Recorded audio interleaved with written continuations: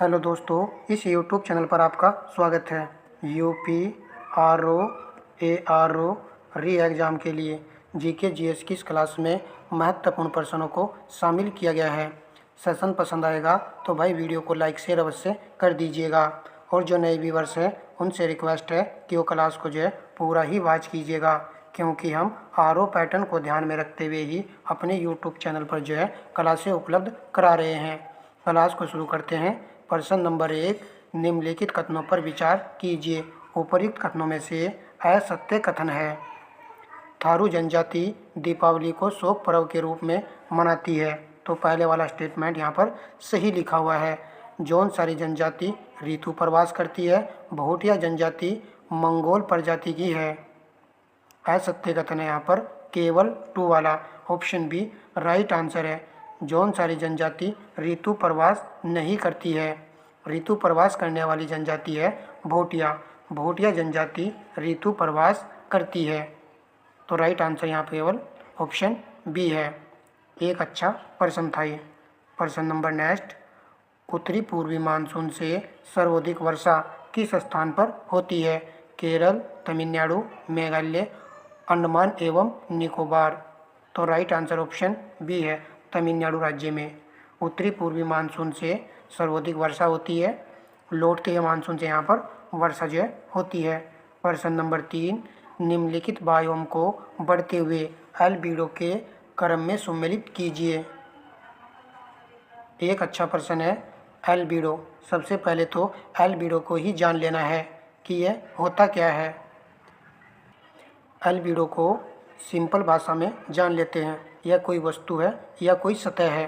सूर्य से आने वाला प्रकाश इस वस्तु पर पड़ता है। इस वस्तु के द्वारा कितना प्रकाश अवशोषित किया जाता है, कितना अब्जॉर्ब किया जाता है, यह देखा जाता है, और कितना प्रकाश जो है इसके द्वारा परावर्तित किया जाता है, रिफ्लेक्टेड किया जाता है। इसी को जो है एल्बिडो कहा जाता है। एल्बिडो में जो है वन और महासागर सबसे ज़्यादा जो है प्रकाश को अब्जॉर्ब करते हैं, तो इसका एल्बिडो जो है कम होता है। और चिकनी सतह अर्थात बर्फ़ से ढकी हुई सतह का जो है एल्बिडो सबसे अधिक होता है, क्योंकि यह सबसे ज़्यादा जो है प्रकाश को परावर्तित करती है।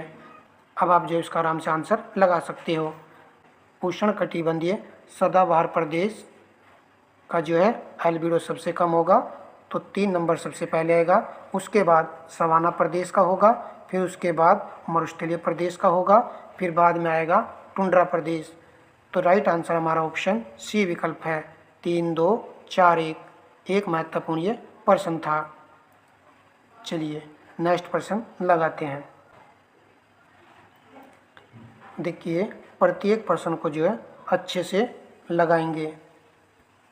निम्नलिखित में से कौन सी नदी जवार नदमुख एस्चुरी का निर्माण नहीं करती है? Narmada, Mahi, Tapti, Luni. Right answer option D है, लूनी नदी, जो कि जवार नदमुख का निर्माण नहीं करती है। नर्मदा, ताप्ती, माही ये जवार नदमुख का निर्माण करती है। पश्चिम की ओर बहने वाली ये नदियां हैं। प्रश्न नंबर 5, निम्नलिखित में से कौन सम्मिलित नहीं है? कुंडापुर पश्चिम बंगाल दिया गया है। भीतरकनिका उड़ीसा, तो भीतरकनिका तो उड़ीसा में ही है, ये हमको कन्फर्म है। पिचवरम तमिलनाडु दिया गया है। वेमनाड केरल राज्य में है, तो यह भी सही है। ए और सी में आंसर है, तो राइट आंसर ऑप्शन ए विकल्प है। कुंडापुर पश्चिम बंगाल राज्य में नहीं है, यह आपका है कर्नाटक राज्य में। कुंडापुर जो है क्या है, तो यह एक कच्छ वनस्पति क्षेत्र है कुंडापुर, तो यहाँ पर राइट आंसर ऑप्शन ए ही था। प्रश्न नंबर नेक्स्ट, नदी एवं उनके किनारे पर स्थित नगरों के संदर्भ में निम्नलिखित में से सम्मिलित नहीं है? हैदराबाद मूसी नदी किनारे पर स्थित है। विजयवाड़ा कृष्णा नदी किनारे पर स्थित है। अहमदाबाद ताप्ती नदी दिया गया है। बरेली रामगंगा नदी दिया गया है। सही सम्मिलित नहीं है ऑप्शन सी, अहमदाबाद ताप्ती नदी के किनारे पर स्थित नहीं है। यह स्थित है साबरमती नदी के किनारे पर स्थित है। किस नदी किनारे पर स्थित है? साबरमती नदी के किनारे पर स्थित है। साबरमती नदी के किनारे पर स्थित है गांधीनगर भी। यह बीच नदी किनारे पर स्थित है। और बरेली आपका रामगंगा नदी किनारे पर स्थित शहर है। नेक्स्ट प्रश्न देखिए, मिलान संबंधी यह प्रश्न है। मिलान वाला प्रश्न जो है आराम से लग जाता है यदि हमको कोई भी 2 पॉइंट पता है। कोलोराडो नदी पर कौन सा बांध है? हुवर बांध है। 1 का 4 आएगा और 1 का 4 ऑप्शन डी में ही है, तो डी हमारा राइट आंसर है। नील नदी पर आसवान बांध है और जाम्बेजी नदी पर करीबा बांध है और पनामा नदी पर इटाईपू बांध है। पनामा नदी पर कौन सा बांध है? इटाईपुन बांध है। तो इसको जरूर नोट कर लेना है। देखिए, जो उचित पॉइंट लगे उसको जरूर नोट कर लिया करो। प्रश्न नंबर 8 है, मिलान संबंधी यह प्रश्न है। सूची फर्स्ट में समुद्री धारा दी गई है और सूची सेकंड में महासागर यहाँ पर दिया गया है। अगुलास की धारा हिंद महासागर से संबंधित है। ए का 1 आएगा और ए का 1 जो है ऑप्शन सी में है, तो सी यहाँ पर राइट आंसर है। कुछ विद्यार्थियों को ये वाला पॉइंट ना पता हो तो कुछ को ये वाला पॉइंट पता होगा। एल नीनो धारा, एल नीनो धारा किससे संबंधित है? हमने आपको कराया था भी, दक्षिणी प्रशांत महासागर से, तो बी का 4 आएगा। तो बी के 4 के हिसाब से भी राइट आंसर है, तो इसको जरूर याद रखना है। एल नीनो धारा दक्षिणी प्रशांत महासागर से संबंधित धारा है। एल नीनो के बारे में हमने बता रखा है, यह एक गर्म महासागरीय जल धारा है, इसको जरूर याद करें। और इसका उल्टा जो होता है जस्ट ला नीनो धारा होता है। कौन सी धारा होती है? ला नीनो की धारा है। तो इससे प्रश्न जो बना है तो जरूर इसको याद रखना है। कयूरोशिया की धारा उत्तरी प्रशांत महासागर संबंधित है और बेगुला की धारा दक्षिणी अटलांटिक महासागर से संबंधित है। नेक्स्ट प्रश्न देखते हैं। निम्नलिखित कथनों पर विचार कीजिए। उपर्युक्त कथन निम्नलिखित में से कौन सी चट्टानों से संबंधित हैं? ये प्रधार चट्टानें होती हैं, इनमें जीवाश्म का अभाव होता है। यह आर्थिक दृष्टि से सबसे महत्वपूर्ण चट्टानें हैं। आर्कियन क्रम की चट्टानें, धारवाड़ क्रम की चट्टानें, कुड़प्पा क्रम की चट्टानें और गोंडवाना क्रम की चट्टानें। तो राइट आंसर ऑप्शन बी है, धारवाड़ क्रम की चट्टानें। धारवाड़ क्रम की चट्टानों से धातुएं प्राप्त होती हैं, खनिज लवण प्राप्त होता है। परतदार चट्टानें अर्थात अवसादी चट्टानें, अवसादी चट्टानों में ही तो आपको खनिज लवण देखने को मिल जाते हैं।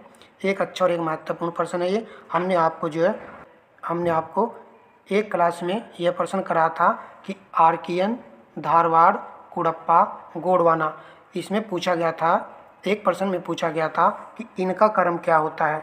तो यहाँ पर भी जान लेते हैं इनका क्रम क्या होता है। मोस्ट इम्पोर्टेंट प्रश्न है और हमने बताया था आपको, ऐसे याद कर लीजिए, आधार कार्ड याद कर लीजिए। तो इसका क्रम लगाने के लिए आता है, तो यहाँ पर लग जाएगा। सबसे पहले आएगा आर्कियन क्रम की चट्टानें, उसके बाद में धारवाड़ क्रम की चट्टानें, फिर कुड़प्पा क्रम की चट्टानें, फिर आपका आएगा यहाँ पर विंध्य नहीं दिया गया है, विंध्य क्रम की चट्टानें, और लास्ट में आएगा गोंडवाना क्रम की चट्टानें।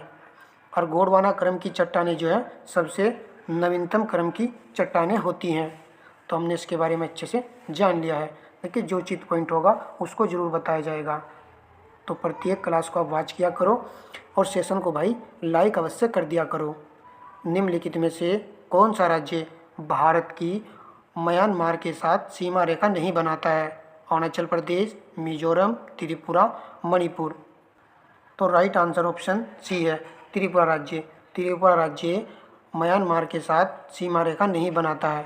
सीमा रेखा बनाने वाले राज्यों में अरुणाचल प्रदेश है, मिजोरम है, मणिपुर है और नागालैंड है। ये 4 राज्य जो है म्यांमार के साथ जो है सीमा रेखा बनाते हैं। प्रश्न नंबर 11, निम्न में से कौन सा लोकसभा अध्यक्ष के कार्यों में शामिल नहीं है? दोनों सदनों की संयुक्त बैठक की अध्यक्षता करना लोकसभा अध्यक्ष का कार्य होता है, तो ये वाला यहाँ पर सही पॉइंट है। कोई विधेयक धन विधेयक है या नहीं, इसका निर्णय कौन करता है? तो लोकसभा अध्यक्ष ही करता है। यह पॉइंट भी यहाँ पर सही दिया गया है। मंत्रिपरिषद और राष्ट्रपति के बीच संवाद की कड़ी के रूप में कार्य करना, किसी विधेयक पर मत बराबर होने की दशा में निर्णायक मत देना। तो सही सुमेलित नहीं है ऑप्शन सी। मंत्रिपरिषद और राष्ट्रपति के बीच संवाद की कड़ी के रूप में लोकसभा अध्यक्ष कार्य नहीं करता है। इसके रूप में कौन कार्य करता है? प्रधानमंत्री जी कार्य करते हैं। और किसी विधेयक पर मत बराबर होने की दिशा में निर्णायक मत देने का अधिकार होता है लोकसभा अध्यक्ष को। तो राइट आंसर हमारा नेक्स्ट प्रश्न देखते हैं। मिलान संबंधी यह प्रश्न है, अनुच्छेद और विषय यहाँ पर दिया गया है। अनुच्छेद 9 में धन विधेयक के संबंध में विशेष उपबंध दिए गए हैं। तो ए का 2 आएगा। अनुच्छेद 110 धन विधेयक की परिभाषा, बी का 1 आएगा। अनुच्छेद 111 में विधायकों पर अनुमति, तो सी का 4 आएगा। अनुच्छेद 112 वार्षिक वित्तीय वितरण से यह संबंधित है, तो डी का 3 आएगा। 2, 1, 4, 3, तो 2, 1, 4, 3 ऑप्शन बी में है। ऑप्शन बी यहाँ पर करेक्ट आंसर है। एक बेहतरीन ये प्रश्न है। प्रश्न नंबर 13 है, शहरी स्थानीय स्वशासन के संदर्भ में निम्नलिखित पर विचार कीजिए। यह 74वें संविधान संशोधन के द्वारा जोड़ा गया था। इसका संबंध संविधान की 12वीं अनुसूची से है। इसमें 19 कार्यकारी विषयों का उल्लेख किया गया है। उपयुक्त में से सही कथन है, तो सही कथन क्रम को यहाँ पर चयन करना है। राइट आंसर ऑप्शन ए है। केवल 1 और 2 यहाँ पर सही है, क्योंकि इसमें जो है 19 विषयों को नहीं 18 विषयों को शामिल किया गया है। 18 विषयों का यहाँ पर उल्लेख किया गया है। 74वें संविधान संशोधन के द्वारा 1992 में इसको जोड़ा गया था और लागू किया गया था 1993 ईस्वी में। प्रश्न नंबर 14, भारत के संविधान के भाग 4 में अंतर्विष्ट प्रावधानों के संदर्भ में निम्नलिखित कथनों में से कौन सा सही है? नीचे दिए गए कोड का प्रयोग कर सही उत्तर चुनिए। ये न्यायालय द्वारा परिवर्तनीय होंगे, वे किसी भी न्यायालय के द्वारा परिवर्तनीय नहीं होंगे। इस भाग में अधिकथित सिद्धांत राज्य के द्वारा कानून बनाने को प्रभावित करेंगे।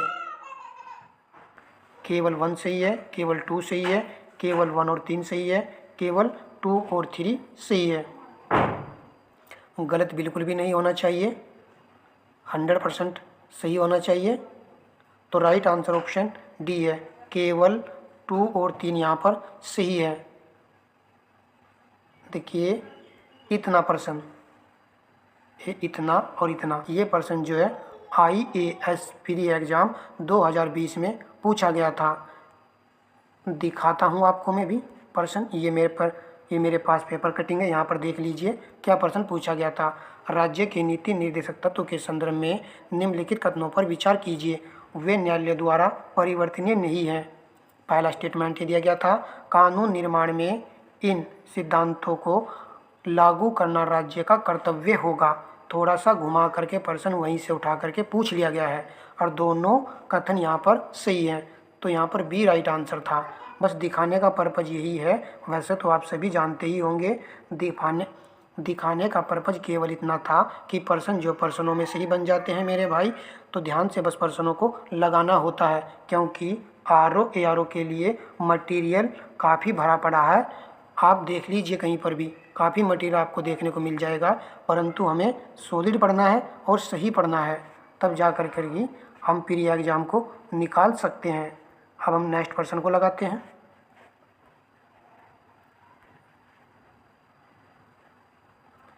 प्रश्न नंबर 15, निम्नलिखित को सुमेलित कीजिए। तो मिलान संबंधी यह प्रश्न है। गीता रहस्य, बाल गंगाधर तिलक, ए का 2 आएगा। NF India, Lala Lajpat Rai, B का 3 आएगा। The man who divided India, Rafiq Zakaria की यह पुस्तक है, इनके द्वारा इसको रचित किया गया था, तो सी का 1 आएगा। A nation in the making, Surendranath Banerjee, तो डी का 4 आएगा। 2, 3, 1, 4 ऑप्शन बी में राइट आंसर है। प्रश्न नंबर 16, निम्नलिखित घटनाओं को कालक्रम से सजाइए। मोंटेगू चेमफोर्ड सुधार दिया गया है, स्वराज पार्टी का गठन दिया गया है, चोरी चौरा कांड दिया गया है, भोपाल विद्रोह दिया गया है। मोंटेग्यू चेमफोर्ड सुधार 1919 में आया था। स्वराज पार्टी का गठन 1923 में किया गया था। भोपाल विद्रोह 1921 में हुआ था। चोरी चौरा कांड की घटना हुई थी वर्ष 1922 ईस्वी में। इस प्रकार हमारा आंसर बनेगा, सबसे पहले 1 आएगा, फिर उसके बाद 4 आएगा, फिर उसके बाद 3 आएगा, फिर उसके बाद 2 आएगा। तो राइट आंसर हमारा ऑप्शन सी विकल्प है। प्रश्न नंबर देखिए नेक्स्ट, निम्नलिखित में कौन सुमेलित नहीं है। सूची फर्स्ट में राजवंश दिया गया है, सूची सेकंड में स्थान दिया गया है। मोखीर वंश थानेश्वर दिया गया है, मेत्रक वंश वल्लभी दिया गया है और पुष्य भभूति वंश कन्नौज यहाँ पर दिया गया है। कौन सा यहाँ पर सही सुमेलित नहीं है? तो राइट आंसर ऑप्शन बी है। 1 और 3 यहाँ पर सही सुमेलित नहीं है। मोखरी राजवंश की राजधानी क्या थी? कन्नौज थी। इम्पोर्टेंट है, कई बार परीक्षा में पूछा गया है। और पुष्य भभूति वंश की राजधानी थी थानेश्वर। तो इस प्रकार यहाँ पर ये दोनों कथन गलत दिए गए थे, जबकि मेत्रक वंश की राजधानी वल्लभी में है। प्रश्न नंबर 18 है, निम्नलिखित कथनों पर विचार कीजिए। उपयुक्त कथनों में से कौन सही है? सही कथन का यहाँ पर हमको चयन करना है। हरिश्चरित नामक पुस्तक की रचना हर्ष ने की थी, तो यहाँ पर गलत है। हरिश्चरित नामक पुस्तक की रचना किसने की थी? बाण भट्ट ने की थी। बाण भट्ट ने की थी। चालुक्य राजा पुलिकेशन की राजधानी बादामी थी। हर्ष का प्रशासन गुप्तों की तुलना में अधिक सामंतिक और विकेंद्रित था। तो सही कथन का चयन करना था। पहले वाला तो गलत हो चुका है, तो पहला गलत हो चुका है, तो इसका मतलब क्या हुआ? सी राइट आंसर हो चुका है। तो सी यहाँ पर राइट आंसर है। हर्ष का प्रशासन जो है गुप्तों के प्रशासन के बराबर ही था। बस थोड़ा सा यहाँ पर अंतर देखने को मिल जाता था कि हर्ष का प्रशासन गुप्तों की तुलना में अधिक सामंतिक और विकेंद्रीकृत था। प्रश्न नंबर 19 सम्मिलित कीजिए। प्लेग रोग किसके द्वारा फैलता है? पशुओं के काटने से यह फैलता है। ए का 2 आएगा। ए का 2 ऑप्शन ए और ऑप्शन डी में है। फाइलेरिया मच्छरों से होता है, तो बी का 3 आएगा। बेरी विटामिन B1 की कमी से होता है, तो यहाँ पर 4 आएगा। टाइफाइड आंतों को प्रभावित करता है, तो डी का 1 आएगा। देखिए इस प्रकार के प्रश्नों को सभी लगा लेते हैं। तो राइट आंसर हमारा बनेगा 2, 3, 4, 1 ऑप्शन डी राइट आंसर है। फाइलेरिया को जरूर याद रखना है। ये किसके द्वारा होता है? मच्छरों से होता है ये। प्रश्न नंबर 20, निम्नलिखित में से कौन सा एक कथन सही नहीं है? विटामिन से जो प्रश्न परीक्षा में बना था और आगे भी बनेगा। यह एक बेहतरीन टॉपिक है, इसको जरूर कवर करना है। तो चारों को पढ़ करके आपको सही आंसर का यहाँ पर चयन करना है।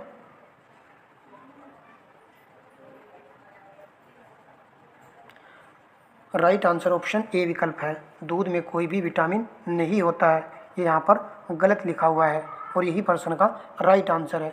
दूध में जो विटामिन होते हैं देख लीजिए यहाँ पर B1, B2, B6 और B12, ये आपको विटामिन देखने को मिलेंगे दूध में। इसके अलावा भी इत्यादि विटामिन जो दूध में होते हैं। एक अच्छा और एक बेहतरीन प्रश्न था, परंतु यहाँ पर जो नीचे के तीनों पॉइंट दिए गए हैं ये ज़्यादा इम्पोर्टेंट है, इनको जरूर ध्यान से देखिए। विटामिन ए रेटिनॉल के अभाव के कारण त्वचा सूक्ष्म तथा हल्की हो जाती है। जोड़ों में पीड़ा होना स्कर्वी के लक्षणों में से एक है, अर्थात विटामिन सी की कमी से जो है जोड़ों में पीड़ा हो जाती है। स्कर्वी रोग जो है विटामिन सी की कमी से होता है। विटामिन सी का रासायनिक नाम एस्कोर्बिक अम्ल होता है।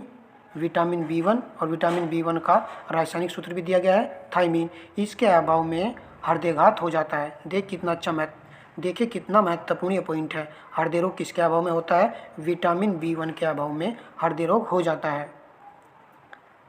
बहुत ही अच्छा प्रश्न था ये।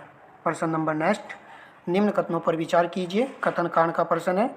उपरोक्त कथन के संदर्भ में निम्न में से कौन सा कथन यहाँ पर सही है? तो सही उत्तर का हमें यहाँ पर चयन करना है। पौधों की फास्फोरस आवश्यकताओं की पूर्ति के लिए रासायनिक उर्वरक आवश्यक है। तो पहले वाला यहाँ पर सही कथन है। 1 मीट्रिक टन जैव खाद मुश्किल से 2 से 3 किलो फास्फोरस की आपूर्ति करती है। यह भी सही पॉइंट है। तो देखिए यहाँ पर ए वाला आंसर आएगा या फिर बी वाला आंसर आएगा। तो राइट आंसर ऑप्शन ए है। ए और आर दोनों सही है। आर ए का सही स्पष्टीकरण है।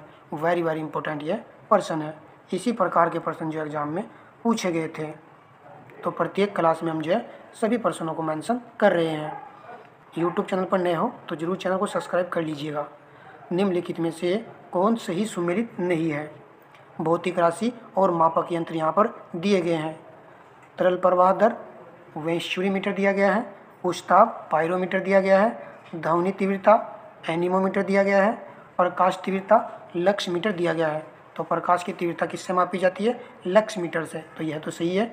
और उष्ताप को किससे मापते हैं? पायरोमीटर से। ये वाला पॉइंट भी यहाँ पर सही दिया हुआ है। तो राइट आंसर ऑप्शन सी है। ध्वनि की तीव्रता एनीमोमीटर से नहीं मापते हैं। ध्वनि की तीव्रता को मापा जाता है ऑडियोमीटर से। किससे? ऑडियोमीटर से जो है मापा जाता है। चलिए अब नेक्स्ट प्रश्न देखते हैं। मानव शरीर में उपस्थित तत्वों की मात्रा का सही क्रम है। तो सही क्रम का चयन करना है। तो मानव शरीर में सबसे अधिक आपको ऑक्सीजन देखने को मिलती है। तो सभी में ऑक्सीजन मेंशन किया गया है। उसके बाद में कार्बन। तो कार्बन BOD में है और BOD में आंसर अब जा। तो कार्बन के बाद क्या नाइट्रोजन आएगा या फिर हाइड्रोजन गैस आएगा? तो बी चुनने वालों का राइट आंसर है। ऑक्सीजन, कार्बन, फिर हाइड्रोजन गैस आएगा, फिर नाइट्रोजन गैस आएगा। यह इसका सही क्रम है। यदि हम देखें प्रतिशत के हिसाब से सबसे अधिक ऑक्सीजन होती है जो कि 65% के लगभग होती है। फिर उसके बाद कार्बन 18% और हाइड्रोजन 10% होता है। जबकि नाइट्रोजन जो है 3% के लगभग जो है शरीर में मौजूद होने वाला तत्व है ये। तो इस प्रकार हमारा आंसर ऑप्शन बी था। इसको तो हमने थोड़ा सा जान लिया है, आप वैसे भी याद रख सकते हो। प्रश्न नंबर 24, निम्नलिखित कथनों पर विचार कीजिए।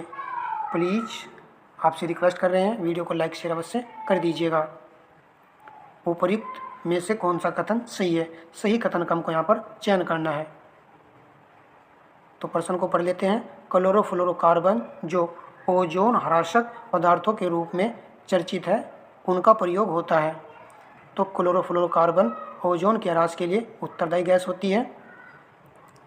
सोगट्टे फोम के निर्माण में इसका प्रयोग होता है। ट्यूबलेस टायरों के निर्माण में होता है। कुछ विशिष्ट इलेक्ट्रॉनिक अवयवों की सफाई करने में होता है। एरोसोल कैन में दाबकारी एजेंट के रूप में होता है। तो देखना है कौन कौन से कथन यहाँ पर सही हैं और कौन सा कथन सही नहीं है। तो यहाँ पर केवल 2 वाला कथन सही नहीं है। तो 2 को हटा दीजिए, जहाँ जहाँ भी 2 है। तो केवल 4 तो नहीं होगा। ऑप्शन सी यहाँ पर राइट आंसर है। केवल 1, 3 और 4 यहाँ पर सही है। क्लोरोफ्लोरोकार्बन बहुत ही बेहतरीन ये प्रश्न है, ज़रूर याद रखना है कि फोम के निर्माण में इसका उपयोग होता है और सफाई करने में भी इसका प्रयोग होता है। इलेक्ट्रॉनिक अवयवों की सफाई करने में इसका उपयोग होता है। और एरोसोल, इसको भी ध्यान से देखिए, एरोसोल कैन में दाबकारी एजेंट के रूप में इसका प्रयोग होता है। बिल्कुल ये वाले पॉइंट से भी यहाँ पर सही है। नेक्स्ट प्रश्न लगाते हैं। निम्नलिखित कथनों पर विचार कीजिए। उपयुक्त में से कौन सा कथन सही है? सही कथन का चयन करना है। एशियाई शेर प्राकृतिक रूप से सिर्फ भारत में ही पाया जाता है। 2 कुबड़ वाला ऊँट प्राकृतिक रूप से सिर्फ भारत में ही पाया जाता है। 1 सींग वाला गैंडा प्राकृतिक रूप से सिर्फ भारत में ही पाया जाता है। देखना है कि ये जो 3 पॉइंट दिए गए हैं क्या ओनली भारत में ही पाए जाते हैं। तो राइट आंसर है हमारा ऑप्शन ए है। केवल 1 वाला कथन यहाँ पर सही है। यह केवल भारत में ही पाया जाता है। यदि हम 2 कुबड़ वाले ऊँट की बात करें तो यह आपका मध्य एशिया के स्टेपीज क्षेत्र में जो है पाया जाता है। और दोस्तों, एक सींग वाला गैंडा भारत के अलावा नेपाल देश में भी पाया जाता है। कितना बेहतरीन ये प्रश्न है। जब एग्जाम में ये प्रश्न पत्र में छप जाते हैं, जब देखने में लगता है कि प्रश्न पता नहीं कहाँ से पूछ लिया गया है, तो इस प्रकार के प्रश्नों को इग्नोर नहीं करना है भाई, अच्छे से प्रश्नों को लगाना है। मिलान संबंधी प्रश्न है। जीवमंडल दिए गए हैं और उनकी अवस्थिति यहाँ पर दी गई है। सिमलीपाल उड़ीसा राज्य से संबंधित है, 1 का 4 आएगा।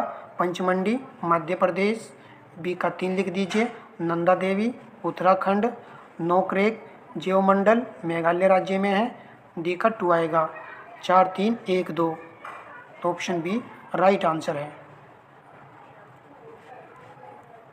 प्रश्न नंबर नेक्स्ट, निम्नलिखित राज्यों पर विचार कीजिए। उपरोक्त राज्यों में से किस में उष्णकटिबंधीय आर्द्र सदापर्णी वन होते हैं। देखना है कि किन किन राज्यों में उष्णकटिबंधीय सदाबहार वन पाए जाते हैं। अरुणाचल प्रदेश दिया गया है, हिमाचल प्रदेश और मिजोरम यहाँ पर दिया गया है। तो राइट आंसर आपने चूज कर लिया होगा। राइट आंसर ऑप्शन सी है। केवल 1 और 3 यहाँ पर सही है। हिमाचल प्रदेश में इस प्रकार के वन नहीं पाए जाते हैं। हिमाचल प्रदेश में किस प्रकार के वन पाए जाते हैं, तो वहाँ पर जो वन पाए जाते हैं वो है उष्णकटिबंधीय। वहाँ पर वन पाए जाते हैं उष्णकटिबंधीय नम पर्णपाती वन पाए जाते हैं। और दोस्तों, वहाँ पर उष्णकटिबंधीय शुष्क पर्णपाती वन भी पाए जाते हैं। तो आप जानते ही हो कितना बेहतरीन ये प्रश्न है, और वृक्षों से संबंधित प्रश्न भी एग्जाम में पूछा गया था। प्रश्न नंबर 28, निम्नलिखित में से कौन युग्म सुमेलित है। डोलोमाइट सोनभद्र दिया गया है, बॉक्साइट ललितपुर दिया गया है, बालू कांच शंकरगढ़ दिया गया है, जिप्सम झांसी दिया गया है। तो कूट के माध्यम से सही उत्तर का चयन करना है। तो राइट आंसर ऑप्शन डी है। उपरोक्त सभी सुमेलित हैं, सभी यहाँ पर सही सुमेलित हैं कि ये सभी सही सुमेलित हैं। प्रश्न नंबर 29, निम्नलिखित कृषि विश्वविद्यालयों में से कौन सबसे पहले स्थापित हुआ। तो यहाँ पर देखना है कौन सबसे पहले स्थापित हुआ था। आचार्य नरेंद्र देव कृषि एवं प्रौद्योगिकी विश्वविद्यालय कहाँ पर है, ये अयोध्या में है। याद रखना है, आज से आचार्य आज से ही अयोध्या बन जाएगा, ठीक है। उसके बाद में सरदार वल्लभ भाई पटेल कृषि एवं प्रौद्योगिकी विश्वविद्यालय मेरठ में है, तो सही है ये भी। बांदा कृषि एवं प्रौद्योगिकी विश्वविद्यालय बांदा जिले में ही है। चंद्रशेखर आज़ाद कृषि एवं प्रौद्योगिकी विश्वविद्यालय कानपुर में है। तो यहाँ पर पूछा गया है सबसे पहले किसको स्थापित किया गया था, तो राइट आंसर हमारा ऑप्शन डी है। चंद्रशेखर आज़ाद कृषि एवं प्रौद्योगिकी विश्वविद्यालय को स्थापित किया गया था 1975 ईस्वी में, और आचार्य नरेंद्र देव को सन 1976 ईस्वी में इसको स्थापित किया गया था, और सरदार वल्लभ भाई पटेल कृषि विश्वविद्यालय को 2000 ईस्वी में इसको स्थापित किया गया था। बांदा कृषि एवं प्रौद्योगिकी विश्वविद्यालय की स्थापना की गई थी वर्ष 2010 में। तो सभी को हमने जान लिया है। चलिए, राइट आंसर हमारा ऑप्शन डी था यहाँ पर। प्रश्न नंबर देखते हैं 30, निम्नलिखित में कौन सुमेलित है। मसाला बोर्ड कोट्टयम दिया गया है, रबड़ बोर्ड कोची दिया गया है, राष्ट्रीय मत्स्य विकास बोर्ड हैदराबाद दिया गया है, तंबाकू बोर्ड गुंटूर तेलंगाना दिया गया है। कौन सा यहाँ पर सही सुमेलित है, तो राइट आंसर ऑप्शन, तो सी चुनने वाले विद्यार्थियों का राइट आंसर है। राष्ट्रीय मत्स्य विकास बोर्ड कहाँ पर है, हैदराबाद तेलंगाना में यह स्थित है। इस प्रकार का प्रश्न जो आर एग्जाम में पूछा गया था। मसाला बोर्ड कहाँ पर है, कोची में है, केरल में है। रबड़ बोर्ड कोट्टयम में है, ये भी केरल में है।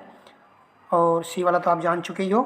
तंबाकू बोर्ड कहाँ पर है, गुंटूर में है, और गुंटूर कहाँ पर है, ये तेलंगाना में तो नहीं है, आंध्र प्रदेश राज्य में है।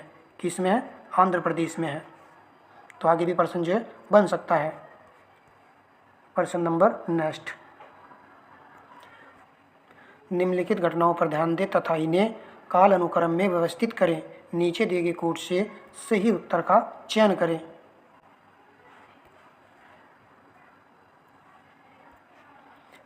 हरित क्रांति का प्रारंभ वर्ष हमको यहाँ पर बताना है। तो हरित क्रांति का प्रारंभ वर्ष है 1966-67। 14 बैंकों का राष्ट्रीयकरण कब हुआ था? 1969 ईस्वी में। प्रश्न पूछा गया था कि बैंकों का प्रथम राष्ट्रीयकरण कब हुआ था और बैंकों का दूसरा राष्ट्रीयकरण कब हुआ था। यह प्रश्न जो एग्जाम में बना था। तो 14 बैंकों का राष्ट्रीयकरण तो हुआ था 1969 में, और दूसरी बार जब राष्ट्रीयकरण हुआ बैंकों का तब हुआ था 1980 में। ये अलग से मैंने यहाँ पर पॉइंट बताया आपको। गरीबी हटाओ का नारा कब दिया गया था? तो यह दिया गया था इंदिरा गांधी के द्वारा वर्ष 1971 ईस्वी में। 20 सूत्रीय कार्यक्रम को कब प्रारंभ किया गया था? वर्ष 1975 ईस्वी में। तो 1975 में 20 सूत्रीय कार्यक्रम को प्रारंभ किया गया था। योजना से संबंधित जो एग्जाम में प्रश्न बना था। तो इस प्रकार हमारा राइट आंसर बनेगा ऑप्शन ए। 1, 2, 3 और 4 यहाँ पर सही आंसर है। तो भाई प्रश्नों को ध्यान से लगाते हुए चलिएगा, जो उचित पॉइंट लगे उसको नोट अवश्य कर लेना है। दोस्तों RO के लिए हमने आपको 50 सेट उपलब्ध करा दिए हैं। RO पैटर्न को ध्यान में रखते हुए ही यूट्यूब चैनल पर जो प्लेलिस्ट बनी हुई है उस प्लेलिस्ट पर जा कर के एक एक वीडियो को वॉच कर लीजिएगा। देखिए सभी विद्यार्थी पैड बेंच तो नहीं ले सकते हैं। पैड बेंच में क्या होता है आपको वहाँ पर रिकॉर्डेड क्लासें ही देखने को मिलती हैं। ऑनलाइन क्लासें होती हैं वो भी 1 से 2 दिन के बाद, तो रिकॉर्डेड क्लासों को ही पढ़ना होता है। तो आप समझ लीजिए यहाँ पर भी आपको प्लेलिस्ट में रिकॉर्डेड क्लासें उपलब्ध मिल रही है। तो कम समय की वीडियो उनको ज़रूर वॉच कीजिएगा, आपको बेनिफिट ज़रूर होगा, क्योंकि काफ़ी प्रश्न मैंने करा दिए हैं। वैसे तो मैं आगे भी प्रश्न कराता रहूँगा, मगर उसको आप वॉच कर लोगे तो आपकी एक बेहतर तैयारी अच्छे से हो जाएगी, या फिर आपका रिवीजन जो है हो जाएगा। प्रश्न नंबर 32 देखिए, सुगोली की संधि 1816 में हुई थी, किसके बीच संपन्न हुई थी? तो राइट आंसर हमारा ऑप्शन ए है। ईस्ट इंडिया कंपनी और नेपाल के बीच यह संधि संपन्न हुई थी। प्रश्न नंबर 33, साद नोक्रेम का 5 दिवसीय धार्मिक उत्सव किस राज्य में मनाया जाता है? उत्सव, तो धार्मिक उत्सव से भी प्रश्न बना था। धार्मिक उत्सव को एक टॉपिक मान करके आपको क्या करना है, इसका अध्ययन कर लेना है। यूट्यूब पर जो है छोटी छोटी क्लासें देखने को मिल जाती है उत्सव संबंधित, तो वहाँ से इसको ज़रूर परचेज कर लीजिएगा। तो यहाँ पर राइट आंसर हमारा ऑप्शन डी है। मेघालय में जो है ये वाला उत्सव मनाया जाता है जिसका नाम है साद नोक्रेम। नेक्स्ट प्रश्न देखते हैं। उत्तर प्रदेश के निम्नलिखित नगरों पर विचार कीजिए तथा जनसंख्या के आधार पर उन्हें अवरोही क्रम में व्यवस्थित कीजिए। 2022 का यह प्रश्न है। जनसंख्या के आधार पर हमको अवरोही क्रम में इसको अवस्थित करना है। तो नीचे दिए गए कोड से सही उत्तर का यहाँ पर चयन कर लेना है। थोड़ा सा घुमा करके ये प्रश्न पूछा गया था। तो राइट आंसर हमारा ऑप्शन डी है। 2nd, 4th, 1st और 3rd। सबसे पहले कानपुर आएगा, कानपुर के बाद में लखनऊ शहर आएगा, फिर आपका आएगा गाज़ियाबाद, फिर आएगा आगरा। इस प्रकार ये प्रश्न पूछा गया था, तो इसको ज़रूर याद कर लीजिएगा, क्योंकि प्रश्न जो रिपीट हो जाते हैं। इसको मैंने यहाँ पर भी थोड़ा सा समझाने के लिए ये पॉइंट यहाँ पर शामिल कर लिया है।